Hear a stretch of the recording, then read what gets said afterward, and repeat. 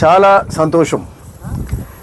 ప్రజాపాలన, ఇందిరమ్మ పాలన, రేవంత్ రెడ్డి గారి పాలనలా ఈరోజు ఎక్కడ ఏ అవసరం ఉంటే, ఏడ ఏది పెండింగ్ ఉంటే, ఏడ ఆగిపోయిన పనులుంటే అవి క్లియర్ చేసుకొని ఆ పనులను కంప్లీట్ చేసే దిశగా ఈరోజు ఈ ప్రభుత్వం ముందుకు పోతుంది.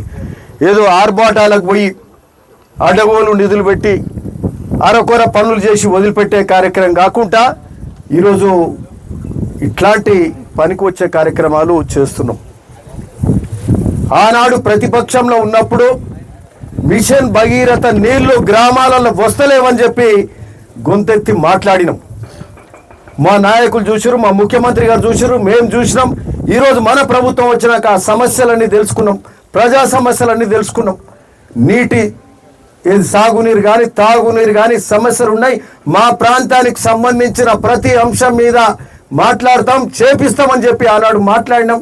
ప్రభుత్వానికి వచ్చినాం, ఇందిరమ్మ పాలన వచ్చింది. ఈరోజు వచ్చినాక ఈ కార్యక్రమాలు ఏ పని ఆగుంటే ఆ పని చేసే కార్యక్రమం చేస్తున్నాం.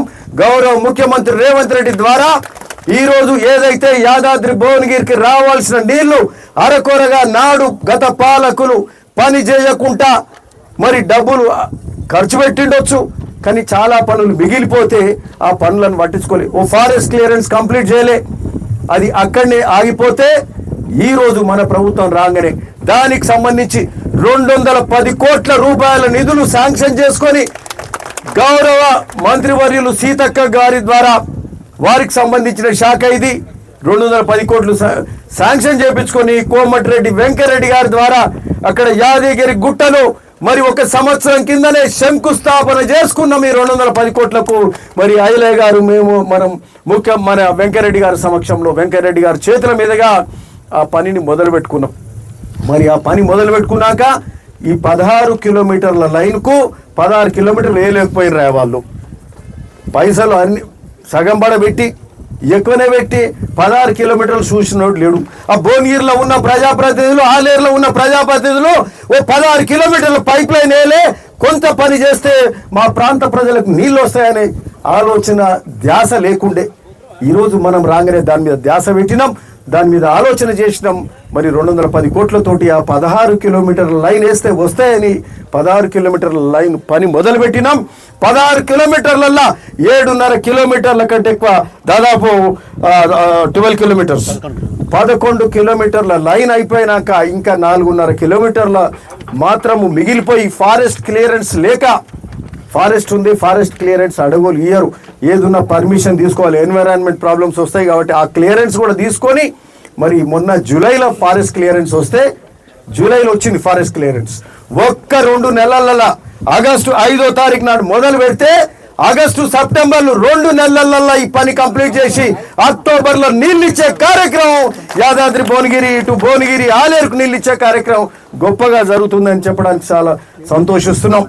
మరి ఈరోజు స్వయంగా మేము గత 2-3 నెలలకెళ్ళి 2-3 నెలలు 4-5 నెలలకెళ్ళి అనుకుంటున్నాం ఎప్పుడు పోదాం అని మా ఈ గారితో అయితే ఎప్పుడు మాట్లాడుతున్నాం.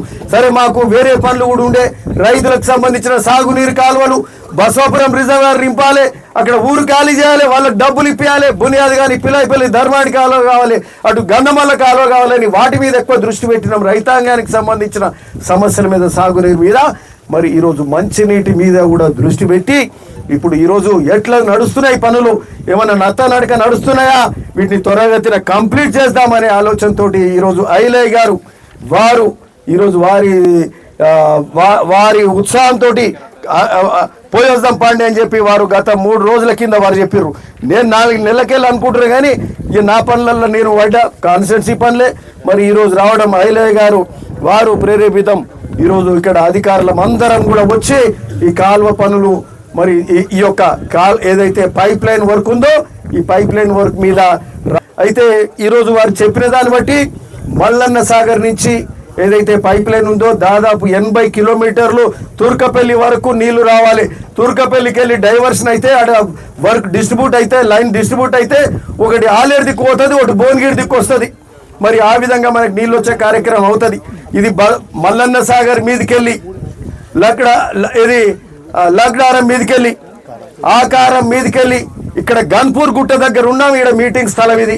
ఇక్కడ మంచిగా వెంకటేశ్వర స్వామి ఆలయం గొప్పగా ఉంది, ఆడ దర్శనం చేసుకున్నాం. స్థానిక చైర్మన్ వీళ్ళందరూ కూడా మమ్మల్ని కౌన్సిలర్ స్వాగతించారు. దర్శనం చేపించి మళ్ళీ మీటింగ్లో కూర్చున్నాం, అధికారులతో రివ్యూ చేసుకున్నాం, ఏ విధంగా పని అవుతుంది అనేది మాకు అర్థమైంది. మరి ఆ పైప్ లైను మల్లన్న సాగర్ దగ్గర ఒక 10 ఫీట్ల డయామీటర్ పైప్ లైను కింది దిక్కు వస్తుంది. మధ్యలో లక్డారం ఆడికెళ్ళి ఓ పక్క ఆకారం, అక్కడి నుంచి అటు ఏది గజ్వేలు ఆ ప్రాంతానికి ఒక కెనాల్ పోతుంది. మరి కిందికి వస్తుంటే ఇక్కడ ఈ ప్రాంతం నుంచి ఇక్కడ ఉన్న మున్సిపాలిటీలు కూడా, ఎందుకంటే ఎక్కడైనా నీటి సమస్య ఉంది, ఓ పక్క ఎల్లినో సమస్య కూడా ఉన్నది. మా సమస్య ఏందంటున్నారు, మీ సమస్య తీరినాకనే కిందికి నీళ్ళు వస్తాయి, అలా ఏమాత్రం సందేహం లేదని కూడా చెప్తున్నాం. ఎందుకంటే పైకి వెళ్ళి ఈడికెళ్ళే పైప్ లైన్ పోయినప్పుడు మీకు ఇచ్చినాకనే కిందికి పోవాలి. అలా అధికారులు కూడా అదే విషయం చెప్పారు, మీకు నీళ్ళు వస్తాయి, సరిపోను నీళ్లు ఉన్నాయి, సాగునీరు కంటే ఎక్కువ నీళ్ళు పడతాయి. తాగునీరుకి ఏముంది, పైప్ లైన్లు వేసుకుంటే నీళ్లు అంతటికి పోతాయి. మరి లైన్స్ అయిపోతున్నాయి. అక్టోబర్ వరకు మరి ఏదైతే ఈ లగ్డారం ఆకారం మీదకెళ్ళి ఈ గన్పూర్ గుట్ట మీదకెళ్ళి అటు తుర్కపల్లికి పోయే కెనాల్ మొత్తం కూడా ఒక ఆగస్టు సెప్టెంబర్ వరకు అయిపోతుంది. అక్టోబర్లో నీళ్ళిచ్చే కార్యక్రమం మొదలవుతుంది. భువనగిరిలో ఆలేరులో ప్రతి ఇంటికి, అంతకుముందు మిషన్ భగీరథ అని 40-45 వేల కోట్లు పెట్టిర్రు, డబ్బులు దండుకునే కార్యక్రమం జరిగింది తప్పితే ఇంకోటి జరగలే.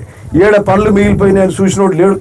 ఈరోజు అంత ఖర్చు పెట్టి ఏం చేసారు, ఇంటికి 30 లీటర్లే వస్తున్నాయి. ఇంటికి ఎంత, ఒక వ్యక్తికి 30 లీటర్లు, ఒక వ్యక్తికి పర్ క్యాపిటా 100 లీటర్స్ రావాలి, అంటే 100 లీటర్లు రావాలి. 100 లీటర్లు వచ్చే కాడ ఎన్ని వస్తున్నాయి, 30 లీటర్లు వస్తే సరిపోక ఆ కుటుంబాల సంసారాలు ఇబ్బంది పడుతున్నారు. గత 10 ఏళ్ళకి వెళ్ళి ఇబ్బంది పడుతున్నారు.